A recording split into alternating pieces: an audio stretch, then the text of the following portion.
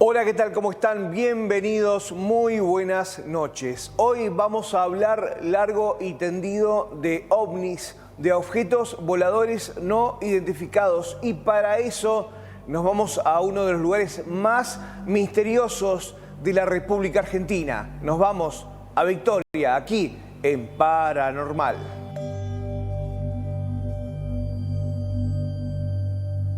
En la ciudad de Victoria, en la provincia de Entre Ríos, existe un museo muy particular, el Museo del OVNI, atendido por Silvia y Andrea Pérez Simondini. Esta es la historia.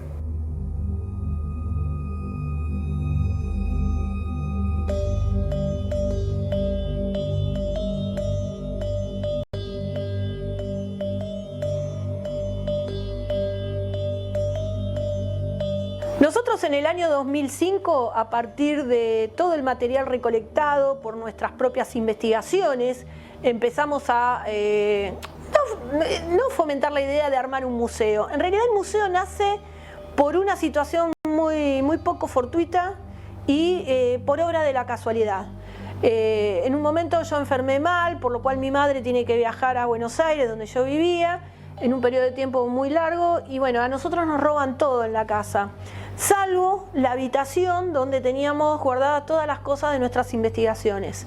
Cuando volvemos y empezamos a arreglar la casa, bueno, dijimos, es una señal de alguna manera, y planteamos la idea de armar como una oficina de información, más que nada también porque cada vez que yo venía a visitar a mi madre, era bastante difícil poder articular charlas seguidas, porque todo el tiempo venía gente a preguntarle a mi mamá qué pasaba en Victoria, que la lleve acá, que lo lleve allá.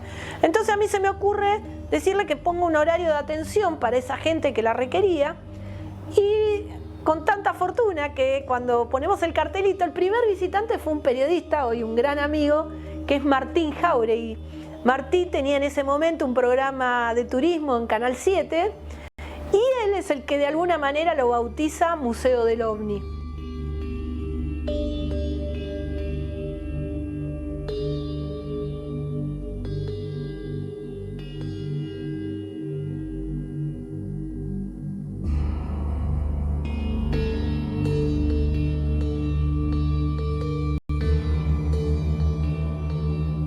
Él va a su programa, recuerdo que le regalé una remera de Visión OVNI del primer congreso que hicimos acá en Victoria, y salió en su programa con la remera, invita a todos a que vengan a conocer al Museo del OVNI, y a las 2 semanas teníamos una cantidad de personas en lo que era un lugar, un espacio físico muy pequeño, que era el escritorio de mi madre.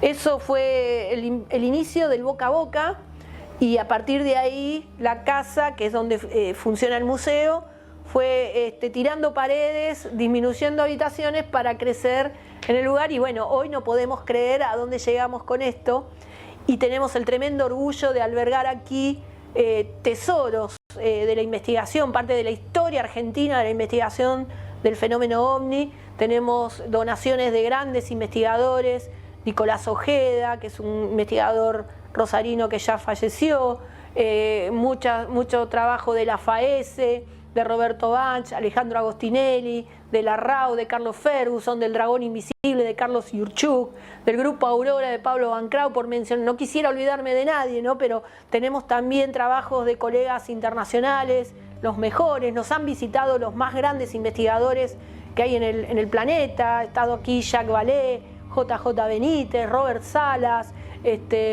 Stanton Friedman, Travis Walton, no sé, por mencionar algunos. Es muy injusto, Johanan Díaz, en fin, es muy injusto porque me estoy olvidando un montón, pero ciertamente se ha concentrado este lugar en el depósito de la historia de la investigación OVNI en la Argentina, con muchos material venido del exterior. Sin embargo, la noticia más importante que hemos recibido, que nuestro querido amigo Fabio Serpa, antes de fallecer, nos visitó para darnos la noticia más importante que hemos recibido, que es dejarnos todo su legado, por el cual el museo pronto, cuando pase toda esta pandemia, tendrá un nuevo espacio que se llamará el Universo de Fabio Serpa, donde la gente podrá ver por primera vez, entiendo yo, todo el material de las investigaciones de Fabio durante 60 años. Así que tenemos un tremendo orgullo. Aquí la gente que nos visita no solo va a encontrar fotos, va a poder interactuar con las piezas de investigación, no solo de la mutilación de ganado, de los círculos de la cosecha, de los casos OVNI, sino también hay piezas producto de los UFO Crash, donde hoy además tienen una relevancia extraordinaria porque son el concepto nuevo, novedoso de los metamateriales, donde están una de las piezas que hoy habla todo el mundo, la tenemos aquí, que es el resto de Ubatuba, y tenemos también piezas espaciales de la Salyut 7. Así que bueno, para nosotros es nuestro lugar en el mundo, es el Museo del OVNI, y que muchas veces hace de que lo podamos compartir con la gente más querida, ¿no? Una de las piezas que para mí es muy emocionante que alberga el museo es lo que se conoce como la esfera de hidracina, que es parte de la estructura de la Salyut 7.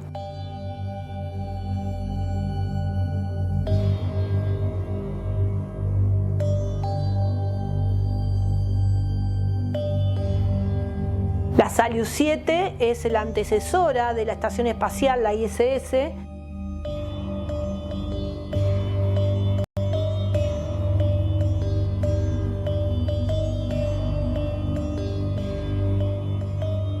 No solo es importante porque claramente es una pieza que estuvo en el espacio, esta cayó en Casilda, en la localidad de Santa Fe, y fue donada al museo por Evaristo Aguirre, un historiador de esa ciudad. Y la verdad que nos ha traído tantas satisfacciones porque en octubre del 2018 yo tuve la suerte de ser invitada por la Agencia Espacial Rusa y China a Moscú, donde más allá de poner en agenda ya el tema de los fenómenos aéreos no identificados, me permitió conocer a gran parte de los cosmonautas que fueron parte de la tripulación de la Salyut 7. Y fue increíble conocer sus historias porque más allá de ser una pieza espacial, esos tripulantes han denunciado haber visto en el espacio lo que ellos denominan los ángeles a través de sus naves. Los describen como seres muy grandes, las estructuras de las naves eran gigantes y han tenido experiencia no solo una tripulación, sino 5 de ellas, integrada cada una de ellas por 4 o 3 cosmonautas, que todos han prestado la misma declaración de ver que incluso se saludaban de escotilla a escotilla, intercambiándose los mapas estelares con la ubicación de cada uno de sus sistemas o planetas. Y he tenido la oportunidad en Moscú de hablar profundamente sobre esas experiencias y encontrarme en la vicisitud de decir cómo un cosmonauta que han estado en las tripulaciones de la Mir o de la Salyut o de la Soyuz pueden hablar tan libremente de extraterrestre, y yo después tengo que volver a Argentina para hablar de fenómenos aéreos anómalos. Entonces eso fue para mí un gran golpe y darle aún mayor valor a la pieza que teníamos de la Salyut 7 en el museo. Otra de las piezas protagónicas que tenemos es la famosa chapa, que bien llamada o mal llamada por muchos con ese calificativo. Rompió una máquina hidráulica de fuerza a los 400 kilos, porque a pesar de ser finito, es imposible, trate de doblarlo. Lo cierto es que esa chapa proviene de un evento descrito por el único testigo que afirma haber visto una serie de 5 objetos de los cuales uno explotó y el cuerpo central cayó impactando en el terreno de un tambo. Él le da la noticia y el elemento al dueño del tambo. El dueño del tambo aparentemente llama a la policía y la policía convoca a la gendarmería, que recupera todo lo caído, todo lo logrado en esa caída, y lo lleva a la base aérea de Paraná. El dueño del campo se queda con ese elemento por mucho tiempo, años, y decide después, pensando que por ahí se lo pedían en algún momento, sacarlo de su resguardo para traérselo a un metalúrgico aquí en Victoria. El metalúrgico es la que convoca a mi madre para mostrarle y contarle este caso. El caso es que esta chapa costó mucho cortarla. Una vez que se obtuvo la pieza, que es la que tenemos en exhibición en el museo, entró en análisis en múltiples laboratorios. La primera consigna era ver qué integraba en su aleación. es una aleación de cromo-molibdeno superior al 4%, está preparada para ataques de agentes químicos y altas temperaturas. Uno puede ver la erosión de esa pieza, claramente ingresó a la atmósfera terrestre. Nuestro objetivo es datarla, que todavía no pudimos datarla con precisión porque el testigo principal falleció y el dueño del campo nunca quiso hablar sobre este evento. El testigo y el informe nosotros después logramos pormenorizadamente acceder a más detalle a través de una de las nietas, que refiere que su abuelo, que fue el que recuperó la pieza, falleció en el 85, por lo cual presume que la pieza es de principios de los 80.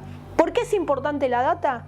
Porque en nuestro trabajo de verificación, lo primero que nosotros hacemos constancia es si se trata de un reingreso satelital o parte de esta chatarra espacial. Por el momento el caso está abierto y tiene particularidades como que se trata de un acero inoxidable magnético a su vez, y con el tiempo vino al museo una señora de Armstrong, de apellido Tula, María Luisa Tula, que pide sacarle una foto con una cámara de rollo 110. A la semana regresa con el revelado y viene con la novedad de que se hacía translúcido, y de hecho en la foto era muy claro que ella, sosteniendo la pieza desde atrás, podía ver la composición de su mano. Nos pareció realmente extraño y le empezamos a hacer cantidad de estudios y exámenes, y al día de hoy el último fue hecho en la Comisión Nacional de Energía Atómica, que refiere que sin serlo es similar la composición a un acero naval. ¿Por qué no lo pudieron datar? Porque realmente no es una composición naval, de acero naval, pero reúne muchas características similares. Y por otro lado, este tipo de acero naval se desarrolló a fines de los 90 y la pieza claramente tiene procedencia de principios de los 80. Hoy es un caso que está abierto, está una muestra estudiándose en la Universidad de San Martín, producto de esta propiedad de la translucidez, que claramente tiene que ver, hay una relación entre la composición de la aleación y toda la exposición óptica que produce esa característica. Por lo cual estamos esperando que pase un poco la pandemia para lograr acceder a los resultados.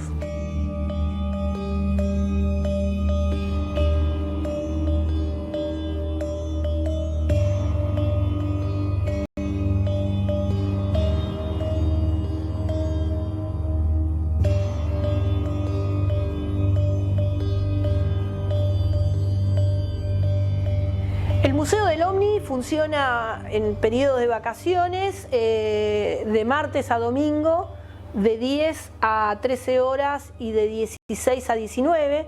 Se encuentra en la localidad de Victoria, Entre Ríos, en la calle San Miguel y Rondó 801, y hoy trabajamos con la modalidad de turnos, producto de los protocolos de seguridad que nos requieren las autoridades y nosotros mismos por resguardo. Y la verdad que estamos muy contentos porque, más allá del miedo que provoca toda esta situación, la gente responde muy bien, se siente muy segura. Nosotros trabajamos con grupos burbuja, cuidando el ámbito cerrado del grupo primario. Así que bueno, la verdad que estamos muy contentos por la respuesta de la gente y ver cómo disfruta de alguna manera en estos tiempos difíciles de algo que es de su gusto y de alguna manera de su entusiasmo, ¿no? Así que estamos realmente orgullosos de lo que hemos construido y bueno, esperemos que nos siga acompañando la gente de aquí en adelante. Y de Victoria nos vamos al dique La Florida en San Luis. Ahí ocurre uno de las experiencias ovnis más importantes de la historia de la República Argentina. Sephora está, la verdad, que en una acción permanente en la búsqueda de recuperación de documentos, y hace poquitos días, en los finales del 2020, en diciembre de 2020, logra exponer a la opinión pública el documento completo del caso, uno de los casos más importantes de la Argentina, conocido como el caso del dique La Florida. Rápidamente, el caso involucra a 6 pescadores que en febrero de 1978, mientras estaban en jornada de pesca en el dique La Florida, observan cómo un objeto baja, queda aterrizado, desprende una escalerilla y de ella baja un ser alto, aparentemente rubio, con un mameluco espacial, se acerca a unos 30-40 pasos de los testigos, alza las dos manos y extendiéndola como dando una señal de amistad. Ante ese gesto, retira las manos, da la vuelta y vuelve a subir al objeto, que levanta vuelo y se pierde en el cielo. Nosotros lo que vimos fue cuando el platillo chupa la luz, el platillo eleva y pasa por sobre nosotros solemnemente, muy despacio, sin ningún tipo de ruido. La panza del platillo es un color plomizo. Al salir de la bahía toma velocidad hasta el centro del dique. En el centro del dique se estaciona, en el medio del dique. Luego se eleva muy rápidamente sobre las montañas que dan al frente del Club de la Florida, muy alto, es decir, alto sobre las montañas, y se forma una aureola alrededor del plato. El plato queda en el medio, forma la aureola y se mete como en una alcancía. Desaparece el plato y queda la aureola. Después se dispersa la aureola. Ahora, ¿qué pasó? No sé. En ese momento había un señor encargado del Club de la Florida, estaba en ese momento un señor Bustos, creo que era. Le pregunté al señor Bustos y me dijo que él no había visto nada, pero que había ocurrido algo insólito, que las ventanas y las puertas que estaban por colocarse en el, digamos, en el esqueleto que se había hecho del club, de una pared ya estaban con vidrio y todo, decía un peso tremendo, habían volado hacia la otra pared. Es decir, se rompieron todas. No solo estuvieron los pescadores como testigos principales, sino que hubo más de 20 testigos que a los alrededores pudieron ver la evolución de este objeto. Interviene en esa época, recordemos que es año muy duro, época de dictadura militar, por lo cual la policía de San Luis era la Policía Federal, que dependía del Ministerio del Interior Nacional. Una de las más grandes satisfacciones de mi vida la tuve con aquella declaración oficial de la caminata de un ser extraterrestre en el Trapiche, en el dique La Florida. Una cosa que muy pocos argentinos lo conocen, pero que yo pasé por el mundo, tuve premio también en un congreso en Múnich, en Alemania, estuve en Brasilia también, y realmente para mí ha sido un recuerdo imborrable. Y en esas épocas la policía tenía asiento en las provincias a modo de delegaciones provinciales del eje central, que dependía del Ministerio del Interior por la Policía Federal. Por lo cual hace un expediente que consta de 37 cuerpos, o 37 fojas, perdón, y 4 cuerpos, donde el primer cuerpo y central es la toma de testimonios a cada uno de los testigos. Otro cuerpo es parte de los memorándums internos de giro de la información a las distintas dependencias, primero provinciales. Otra parte es el giro a nivel nacional. Y un último elemento que es la convocatoria a través de la Policía Científica de la universidad, que en ese momento era el Instituto de Geología, para que haga los peritajes de las muestras recolectadas por la Policía Científica. Encontramos varias curiosidades, pero una de ellas es sobresaliente. En uno de las testimoniales, la policía aclara muy enfáticamente que presencia la toma de información a los testigos y accede a las grabaciones en audio de los mismos un oficial de la Fuerza Aérea Argentina, en ese momento el mayor Ian Arielo, que informa, y así consta en el expediente, que requiere ese material para informar a sus superiores, o sea, la Fuerza Aérea, y esta emitir un informe a los Estados Unidos. Este hecho, que parece trivial, es el primer hecho que nos permite documentar lo que siempre fue la teoría del rumor y que generó miles de situaciones conspirativas de que el gobierno argentino ante estos hechos emitía informes a Estados Unidos, y lo que nos da el dique La Florida es el primer documento que documenta lo que antes era la teoría del rumor o la conspiración. Es muy interesante lo que pasó con este mayor Ian Arielo, hoy un comodoro retirado, Al poco tiempo se radica en Texas, Estados Unidos, donde funda una compañía aérea de logística aérea, Dark International Inc., donde él es el presidente junto con su familia, y sería muy interesante porque estamos ahora buscando contactarlo para que nos dé fe de las actuaciones que realizó y ver si podemos acceder a qué tipo de informe, si es posible el informe que emanó tanto a su fuerza como después el que se pudiera haber remitido a Estados Unidos. Hay otra cosa que aún es más importante. El documento nosotros no lo recuperamos de Argentina, sino que nos fue enviado de Estados Unidos, y esto también es interesante y va a la par de lo que acabo de comentar, porque quien nos envió el documento hace 8 años fue un investigador cubano radicado en Miami, que es Virgilio Sánchez Osejo, ya fallecido, que ante la iniciativa de Sephora nos envía esa documentación para que ahondemos. Ese documento él a su vez lo recibe de Will Smith, y a su vez Will Smith de Joseph Allen Hynek. Los tres eran muy compañeros de aventura, de investigación, y además los tres han estado aquí en Argentina, la última vez en 1982, y la pregunta del millón es si ese documento llegó a las manos de Allen Hynek a través del envío de la Fuerza Aérea. Recordemos que Allen Hynek, si bien ya no estaba en el proyecto Libro Azul, porque esto fue muy posterior, sí entiendo que pudiera haber accedido al documento por alguna fuente americana oficial, o si fue entregado el documento en mano por alguna autoridad argentina que intervino en el hecho cuando Hynek estuvo presencialmente en Argentina. Es la pregunta a dilucidar, porque su respuesta entendemos que nos dará mucha información. Lo cierto es que el caso del dique La Florida hoy está a disposición de toda la ciudadanía para que